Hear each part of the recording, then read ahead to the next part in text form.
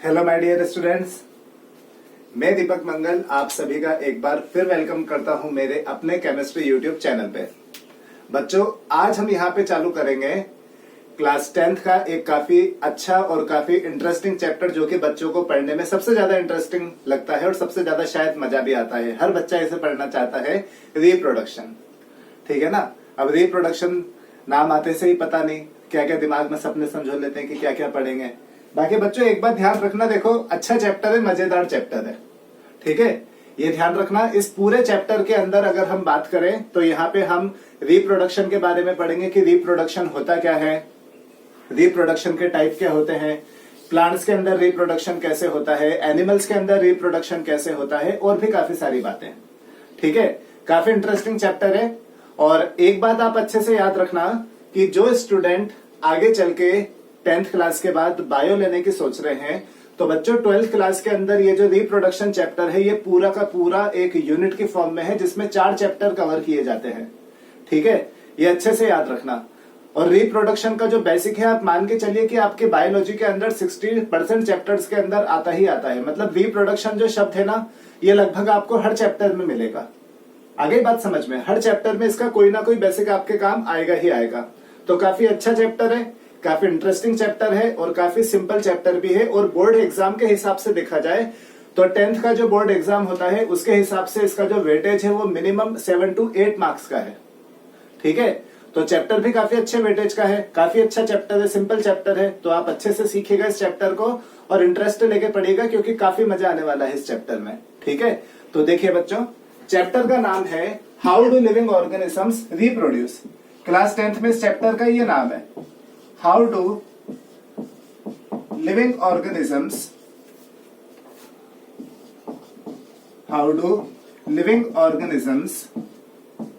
Reproduce.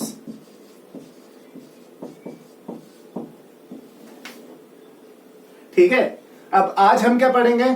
आज हम पढ़ेंगे इस चैप्टर का जनरल इंट्रोडक्शन, कि रिप्रोडक्शन होता क्या है और रिप्रोडक्शन के टाइप्स क्या क्या होते हैं।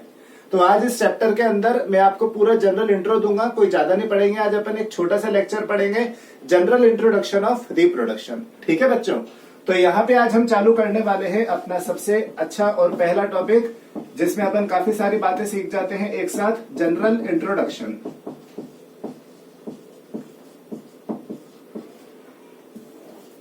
ठीक है, चालू करें। तो देखिए, जनरल इंट्रोडक्शन। सबसे पहले व्हाट इज रिप्रोडक्शन, क्या होता है बच्चों? रिप्रोडक्शन का मतलब समझना अच्छे से। रिप्रोडक्शन का मतलब होता क्या है? ठीक है, तो सुनना, बिल्कुल सिंपल तरीके से एक डेफिनेशन सिखा रहा हूं मैं आपको, सुनना अच्छे से। रिप्रोडक्शन का मतलब होता क्या है? तो देखो इधर, ये एक लिविंग ऑर्गेनिज्म लिया अपन ने यहाँ पे। ठीक है ना, ये एक लिविंग ऑर्गेनिज्म है। आगे बात समझ में, एक लिविंग ऑर्गेनिज्म लिया हमने यहाँ पे, मान लो ये है। ठीक है, ये एक लिविंग ऑर्गेनिज्म लिया। अब ये जो लिविंग ऑर्गेनिज्म है, ये लिविंग ऑर्गेनिज्म बर्थ दे रहा है। बर्थ का मतलब जन्म दे रहा है एक न्यू लिविंग ऑर्गेनिज्म को। ठीक है ना, ये हो गया new living organism.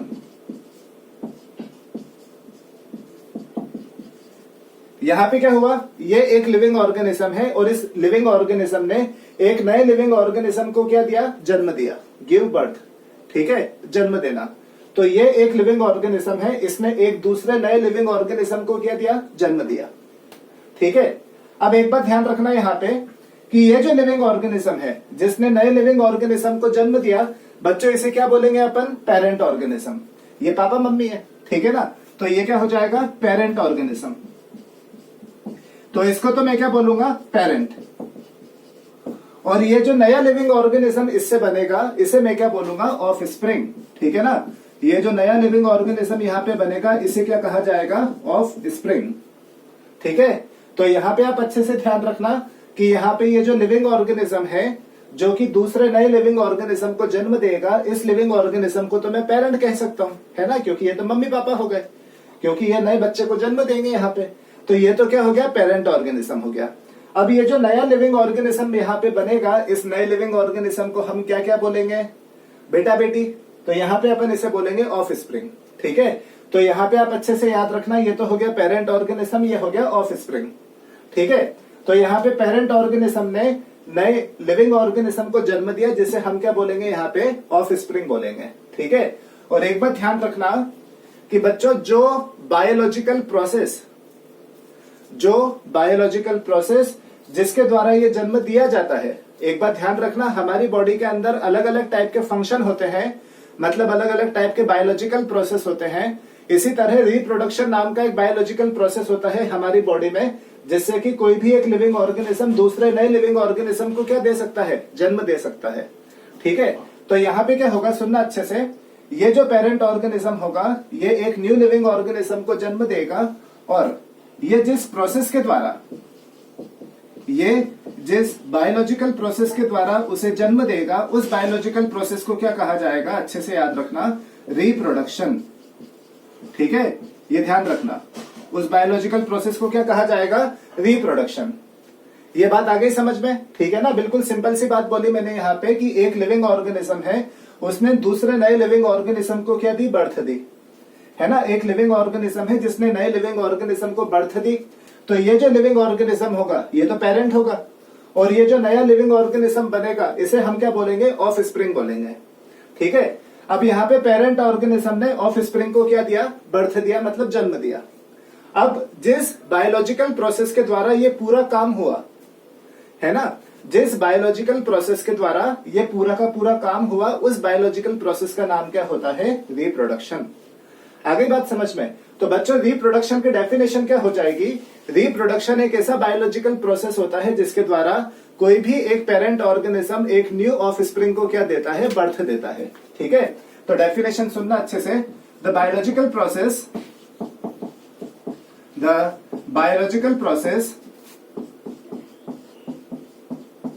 by which any parent organism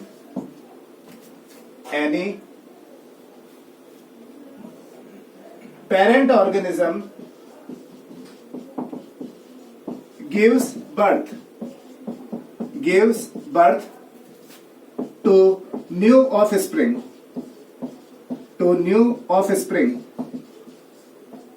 is called as reproduction। आ गई होगी बच्चों डेफिनेशन समझ में? ठीक है ना, the biological process by which any parent organism gives birth to new offspring is called as reproduction.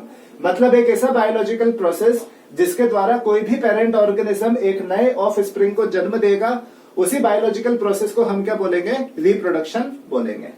ठीक है, तो आ गई होगी आपको ये डेफिनेशन समझ में? ठीक है ना, आप फटाफट इसका स्क्रीनशॉट लीजिए, फिर हम आगे बढ़ते हैं। हाँ तो बच्चों आ गई ये डेफिनेशन समझ में? ठीक है ना बच्चों, रिप्रोडक्शन क्या होता है?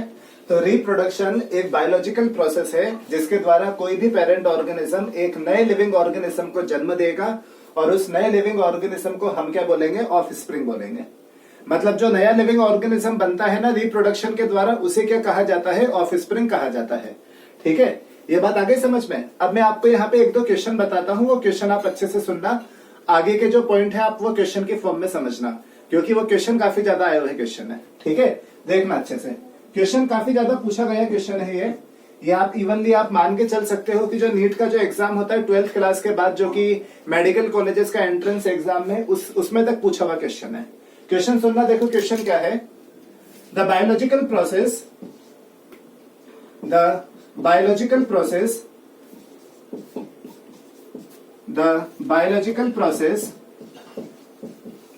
which ensures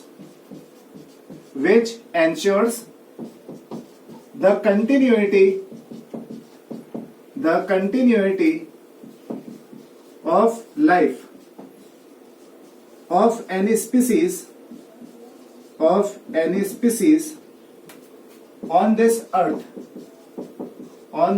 earth is, option है A reproduction, B transportation,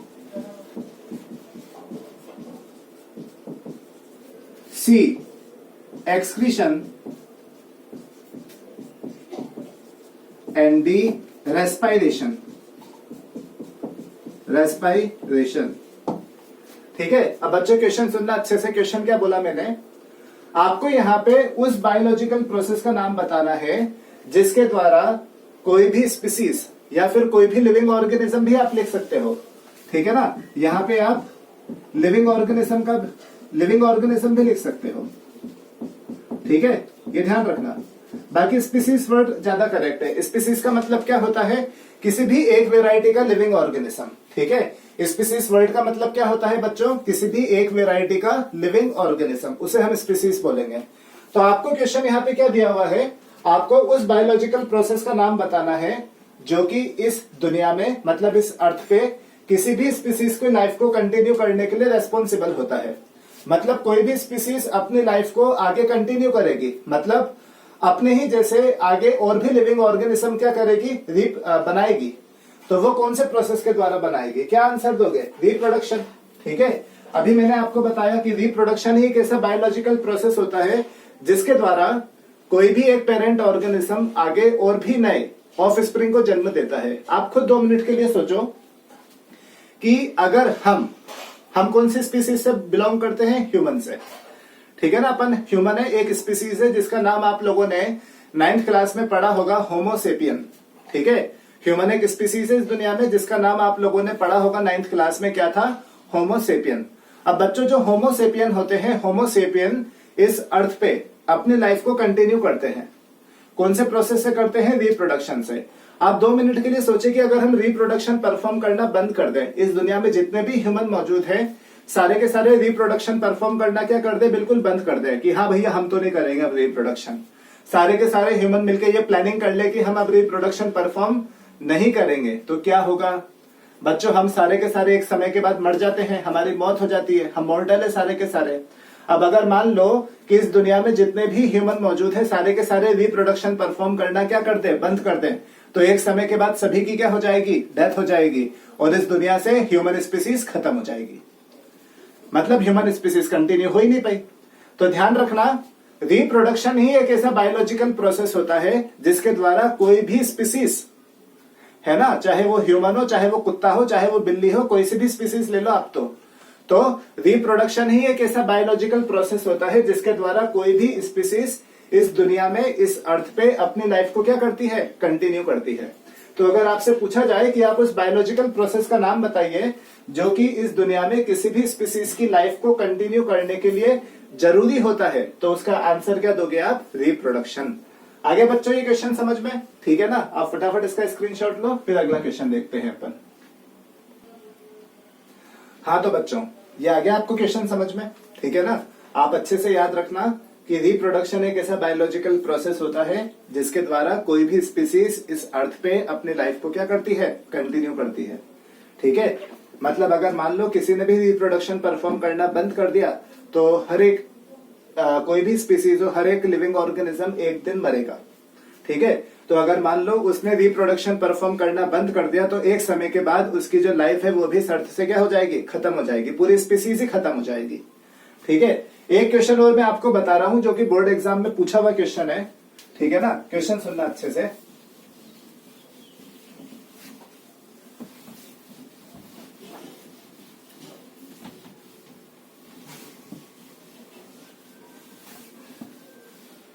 सुनना बच्चों, क्वेश्चन क्या था, name the biological process, name the biological process, name the biological process which is not essential, which is not essential for survival, which is not essential for survival but essential for continuity, essential for continuity of life on this earth, life of living organism